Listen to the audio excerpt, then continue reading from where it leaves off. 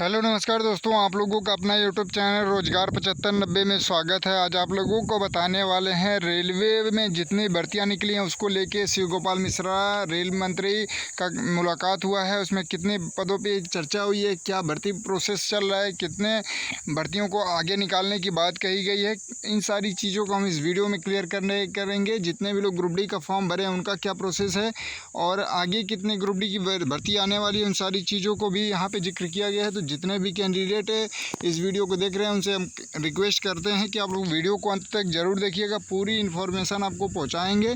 तो जो भी साथी इस चैनल पे पहली बार आए होंगे चैनल को सब्सक्राइब कर लीजिएगा, वीडियो को लाइक शेयर कर दीजिएगा। रेलवे जुड़ी सभी जानकारी आपको यहाँ पे देखने को मिलती रहती है साथियों। तो देखिए, शिव गोपाल मिश्रा जी बार बार बोलते रहते हैं कि हमारी अभी मुलाकात नहीं हो पा रही है रेल मंत्री से, लेकिन मुलाकात हो चुकी है। CCA छात्रों के लिए भी ये बहुत महत्वपूर्ण खबर है, क्योंकि देखिए अभी हमने काफ़ी इंटरव्यूज़ भी देखा कि ये लोग आपस में इंटरव्यू साथ भी दे रहे थे। और इसके बाद आपको देखने को मिला होगा कि जयपुर में भी रेल मंत्री का कार्यक्रम था। वहाँ पे उन्होंने बताया कि हमने 1.6 लाख 1,60,000 भर्तियाँ रेलवे में प्रगति पे हैं जो अभी चल रही हैं। तो देखिए, इतना भर्ती अगर 1,60,000 भर्तियाँ चल रही हैं तो केवल और केवल अप्रेंटिस की जो संख्या है 45 से 50,000, अगर ज़्यादा से ज़्यादा है 45 से 50,000 है, तो 1,60,000 में से अगर 40 से 45,000 भी अगर अप्रेंटिस का समायोजन हो जाता तो फिर कोई दिक्कत ही नहीं होती। लेकिन जो अप्रेंटिस कैंडिडेट हैं वो कोर्ट केस करके 1/3 2/3 के चक्कर में फंसे हुए हैं कि हमारा NAC का मार्क्स बराबर कर दिया जाए, या इन तरीके से जो भी समस्या आ रही है वो लोग इसी चीज़ को लेके आपस में उलझे पड़े हैं। लेकिन ये लोग ये नहीं सोच रहे कि अगर इतनी भर्तियाँ हो रही हैं, देखिए अभी प्रधानमंत्री जी ने कल 51,000 लोगों को नियुक्ति पत्र दिए। उसमें सभी लोग गवर्नमेंट ही थोड़ी थे, कुछ लोग गवर्नमेंट थे, बाकी लोग कुछ लोग कॉन्ट्रैक्ट पे काम कर रहे हैं। आपके रिलेटिव में भी जो अगर कोई गवर्नमेंट जॉब कर रहा होगा रेलवे में, उनसे पूछिएगा कितने % कॉन्ट्रैक्ट बेसिस पे लोग जॉब कर रहे हैं रेलवे में। तो कहने का मतलब है साथियों, देखिए सब कुछ प्राइवेट हो रहा है। 200 ट्रेन बढ़ाने की बात कर रहे थे रेल मंत्री जी, खुले मन से अनाउंस कर रहे थे और उन्होंने सारा कुछ जिक्र किया। लेकिन ग्रुप डी भर्ती के बारे में जब बात उन्होंने कही तो उन्होंने केवल और केवल कहा कि हम कैलेंडर वाइज भर्तियाँ करा रहे हैं। तो 2024 की भर्ती जब कैलेंडर वाइज हो रही है तो 2024 की भर्ती 2026 में अभी तक क्यों फाइनल नहीं हो पाई, अभी रिजल्ट तक क्यों नहीं जारी किया गया, छोटे छोटे मुद्दों को लेकर कोर्ट केस क्यों नहीं क्लियर हो पा रहा है? क्योंकि जो रेलवे अपने ही खुद गलतियों में फंसता जा रहा है। पहले एक बार नोटिस देगा कि ITI लागू होगा, फिर कहेगा नहीं होगा, फिर एक अप्रेंटिस का भी मुद्दा इसमें इस तरीके से फंसा पड़ा है। तो जितने भी कैंडिडेट हैं वो ये इस चीज़ को समझें कि देखिए अगर आप लोग 1/3 2/3 को लेके फंसे रहेंगे तो इसमें आप ही लोगों का नुकसान हो रहा है। और देखिए अभी भी ऑफिशियल साइट पे, तेलंगाना के ऑफिशियल साइट पे अभी भी वही 22 तारीख वाला ही डेट शो कर रहा है, 22/5/2026, यानी पेंडिंग CAB अभी भी दिखा रहा है। लेकिन इसके पहले भी मान लीजिए अगर पेंडिंग CAB दिखा रहा है तो भी अगर ऑर्डर नहीं जारी किया गया, और काफ़ी जगह इंटरव्यू भी वायरल किए जा रहे हैं कि CCA कैंडिडेट जो इंटरव्यू दे रहे हैं, जो पटिशनर हैं, वो उनके द्वारा जो बताया जा रहा है कि हाँ फैसला केवल रिजर्व रखा गया है, सुनाया जाना है 28 तारीख को, यानी 28 मई को फैसला आ जाएगा। इस तरीके से केवल और केवल बातें कही जा रही हैं, उसकी कोई रियलिटी नहीं है, उनके पास भी कोई प्रूफ नहीं है। क्योंकि आप लोगों ने खुद इंटरव्यू जो आप लोगों ने सुना होगा तो वहाँ पे जब बात कही गई कि क्या 28 मई से या 10 जून के बीच में आ सकता है रिजल्ट, तो उन्होंने कहा कि हमारे हाथ में नहीं है, उनको खुद कुछ चीज़ें नहीं पता हैं। तो देखिए जो अपडेट निकल के आ रही थी वो 25 जून तक आ रही थी। तो मेन यही दिक्कत है कि जितना डिले होगा तो इसमें किसी टीचर या किसी रेलवे का नहीं नुकसान हो रहा है, ना किसी और लोगों का नुकसान हो रहा है। सभी लोग अपना कोर्स बेच रहे हैं, आराम से किताब बेच रहे हैं, उन लोगों का तो फ़ायदा ही फ़ायदा है और इसमें रेलवे का भी कोई नुकसान नहीं है। जो नुकसान है वो कैंडिडेटों का है, जो चाहे ITI हो, चाहे अप्रेंटिस हो, चाहे किसी बेस पे आप लोगों ने फॉर्म भरा हो, नुकसान तो आप ही का हो रहा है।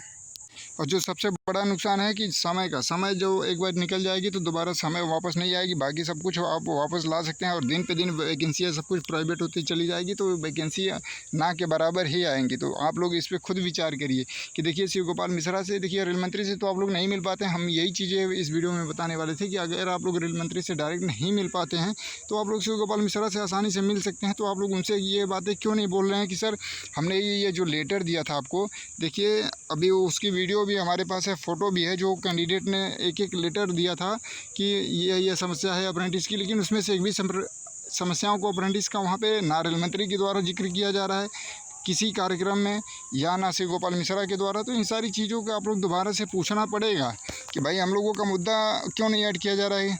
क्या हम लोग रेलवे में काम नहीं कर रहे हैं? रेलवे में हम लोग अपना योगदान नहीं दे रहे हैं 8,000 7,000 रुपये पे?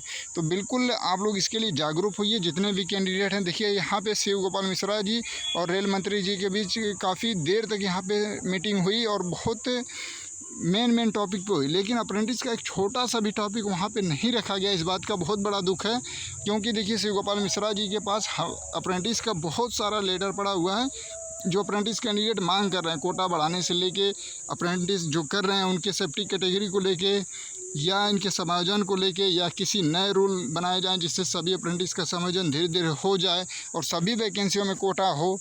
इस तरीके से बहुत सारी समस्याओं को लेके अप्रेंटिस कैंडिडेट वहाँ पे ज्ञापन दे चुके हैं, लेकिन एक भी वहाँ पे ज्ञापन पे चर्चा ही नहीं हुई है। पूरी एक एक डिटेल से हमने चेक किया, वहाँ पे अप्रेंटिस का कोई जिक्र ही नहीं हुआ है। और आपको हम दिखा भी देते हैं कि देखिए अप्रेंटिस कैंडिडेट सामने से शिव गोपाल मिश्रा जी को अपना जो भी समस्या थी उसको बताने के लिए गए थे। तो देख लीजिए आप लोग यहाँ पे खुद जो कार्यक्रम रखा गया था शिव गोपाल मिश्रा जी की तरफ से, क्योंकि वहाँ पे हम लोगों ने खुद कैंडिडेट को बोला था कि आप लोग ये नोटिस और ये अपनी समस्याओं को लेके शिव गोपाल मिश्रा को सौंपिए, जब इनकी रेल मंत्री से मुलाकात होगी, बात होगी तो इस मुद्दे पे चर्चा होगी।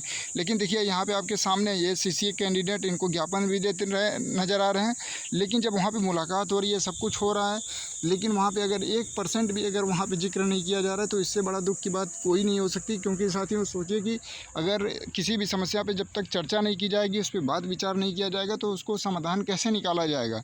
तो जितने भी कैंडिडेट हैं आप लोग खुद अपने आंखों से देख लीजिए कि मुलाकात बहुत देर तक चल रही है और आपको ना के बराबर समझा जा रहा है। मतलब आपकी छोटी सी पॉइंट को भी उसमें ऐड नहीं किया जा रहा है, मतलब आपकी कोई काउंटिंग ही नहीं है, कोई गिनती भी नहीं है। तो आप लोग दोबारा से ज़रूर शिव गोपाल मिश्रा से मिले कि सर आपकी मुलाकात बार बार हो रही है, PNM मीटिंग में हो रही है, बड़े बड़े अधिकारियों से हो रही है, लेकिन आपने ऑफिशियल जो AIRF का ऑफिशियल साइट है, ऑफिशियल हैंडल है, उससे आपने एक भी नोटिस रेलवे को नहीं भेजा है कि हाँ अप्रेंटिस के बारे में कोई चर्चा हो या ना हो। क्योंकि इतने ज़्यादा की संख्या में अप्रेंटिस कराई जा रही है, तो इनका कैसे समायोजन होगा या कौन सा नियम लाया जाए या ज़्यादा से ज़्यादा बेनिफिट दिया जाए, क्योंकि ये तो डबल स्किल्ड है, इनको तो और भी मौका मिलना चाहिए, इससे रेलवे भी प्रगति पे चलेगा। तो जितने भी कैंडिडेट हैं आप लोग अपनी जिम्मेदारी खुद से निभाइए, नहीं तो फिर इसी तरीके से बेरोजगारी का धब्बा लगा रहेगा और आप लोग इसी तरीके से एक दूसरे के भरोसे बैठे रहेंगे और होना जाना कुछ नहीं होगा। तो आप लोग अभी से भी जागरूक हो जाइए और इस मुद्दे को लेके उनसे मुलाकात ज़रूर करिए, क्योंकि दिल्ली में आप लोग जो भी कैंडिडेट दिल्ली के आसपास रहते हैं उनको एक ज्ञापन दीजिए और उनसे पूरा एक इंटरव्यू लीजिए कि आपने मुद्दा क्यों नहीं रखा। अगर नहीं आप ऑफिशियल अपने साइट से उनको भेजिए, मेल करिए, जो भी है ऑफिशियल रखिए, ताकि सभी लोगों को पता चले कि हाँ AIRF ने अप्रेंटिस की समस्याओं को रखा है, GM पावर की मांग की है, OTS की मांग की है, या ALP टेक्नीशियन में 10% 20% की मांग की है, ग्रुप D में 50% की मांग की है। जो भी समस्या है उसको आप लोग वहाँ पे जाहिर करवाइए, तब जाके उस पर चर्चा होगी। जो बातें ही रेल मंत्री तक नहीं पहुँच पाएगी, बीच में ही दबा दी जाएंगी, तो फिर उस पर चर्चा ही नहीं होगी, तो फिर आपको कोई 1 भी % बेनिफिट नहीं मिलेगा। और बेनिफिट ना मिलने का कारण है कि देखिए वैकेंसी तो दिन पे दिन कम होती जा रही है और अप्रेंटिस की संख्या बहुत तेज़ी से बढ़ती जा रही है। 20-20 हज़ार 25-25 हज़ार एक साल में अप्रेंटिस कराए जा रहे हैं। और भर्ती कितनी आ रही है? टोटल 20 हज़ार 25 हज़ार 15 हज़ार भर्ती आएगी, उसमें से 20% सीटें आप लोगों को मिलेगी। तो इससे समस्या ये बढ़ेगी कि आपका सिलेक्शन ना के बराबर हो जाएगा। तो आप लोग इन सारी चीज़ों को लेकर जागरूक हो जाइए। ये वीडियो हमने इसीलिए बनाया कि देखिए शिव गोपाल मिश्रा जी और रेल मंत्री जी से काफ़ी देर तक मुलाकात हुई, लेकिन अप्रेंटिस का एक भी मुद्दा ऐड नहीं किया गया। और जब जयपुर में और रायपुर में जहाँ भी कार्यक्रम लगा था, वहाँ पे एक भी मुद्दा रेल मंत्री ने आप लोगों के लिए भी नहीं बोला। बस उन्होंने बोला कि 1,60,000 वैकेंसी प्रगति पे है, बस इतना ही बोला। तो आप लोग खुद इसके लिए जागरूक होइए, तभी आपका सिलेक्शन होगा, नहीं तो फिर उसके जिम्मेदार आप लोग खुद होंगे। धन्यवाद।